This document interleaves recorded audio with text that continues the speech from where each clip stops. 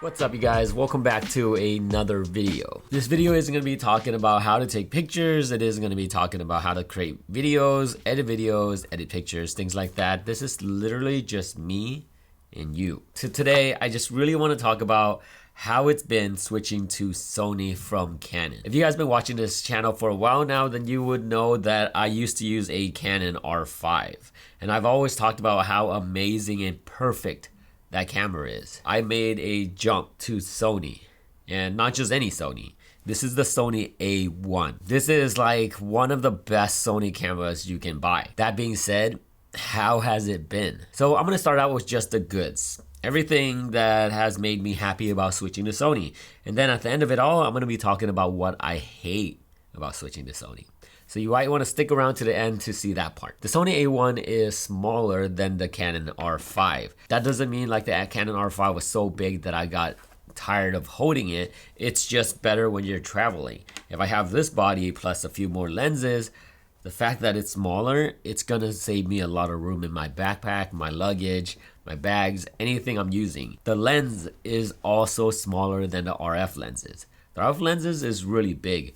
Aside from that 70 to 200, all the other lenses are pretty much bigger than the Sony G Master version. I love Sony's autofocus.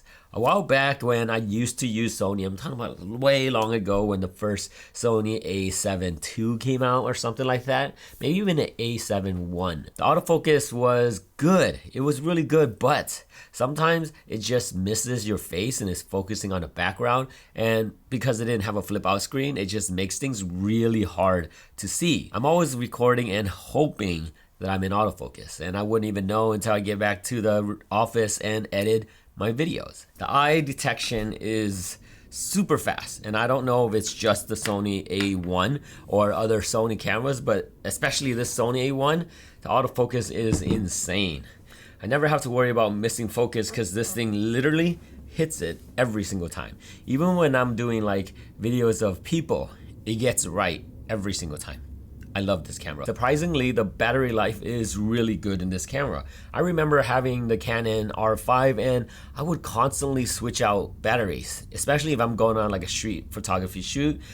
I have to switch out the battery, and that's not a huge thing to worry about, but it is something that I have to consider.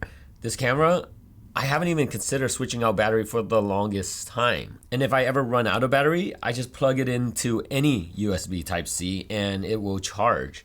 With the Canon, I remember when I wanted to charge, it wouldn't really do it that well. And the only time you can charge is if you use their own wire, which sucks because I don't want to carry their only wire around, that one that works. So with this, I am confident with one battery, I can go on my whole entire shoot. I love the fact that this camera has a full HDMI port. It might sound small, but everything is basically full HDMI to full HDMI. I don't want to carry another wire around just to get that HDMI to connect. I can just use any HDMI cable, and I like that. These are the small things that Canon doesn't have that I wish it does. I wish it does have a full HDMI. I know I talked about this when I had my Canon R5 and how I never had to worry about the overheating problem. Well, now I really don't have to worry about the overheating problem. I can take this thing out and shoot with this all day long, drain out the battery, and never have to think twice about overheating it. I can switch it to video, and then I can switch it back to photos and shoot and record and not having to worry about it overheating. I love that there's so many different custom buttons.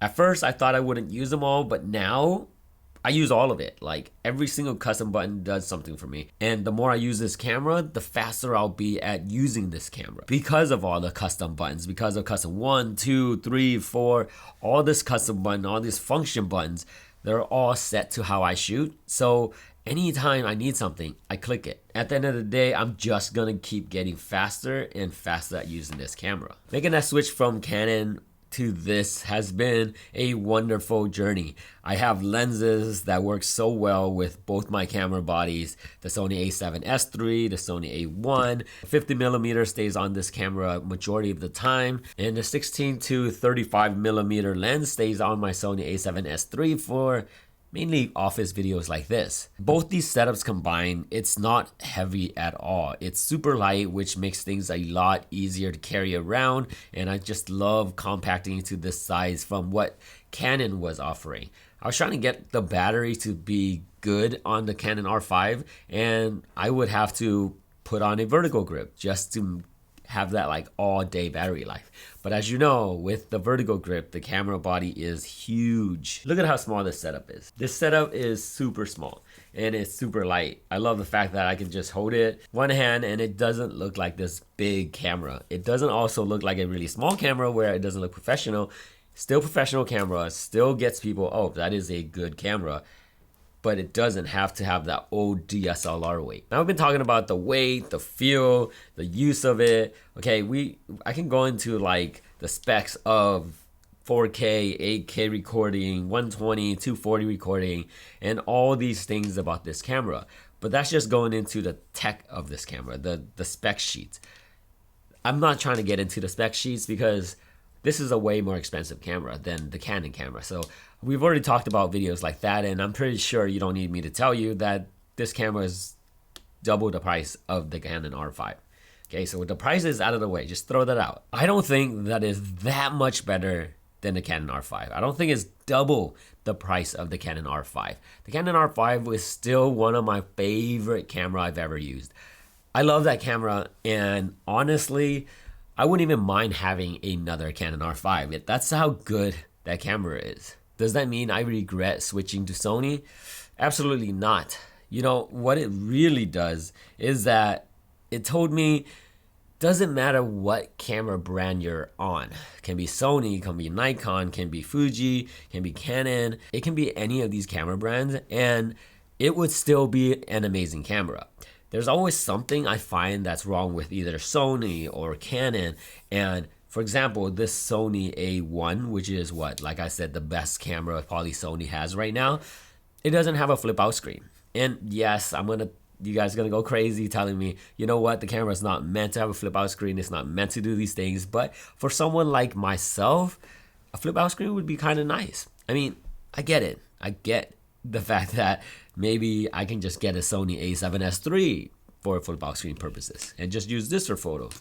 But man, the video quality on this is so good that I wish I can just do it all by myself. I can just record myself and not having to think about someone else recording me. But I can also throw on a monitor. I know that, you know, there's all these things that I could do to make this camera better. But all those things that I can do would be solved with just a flip out screen.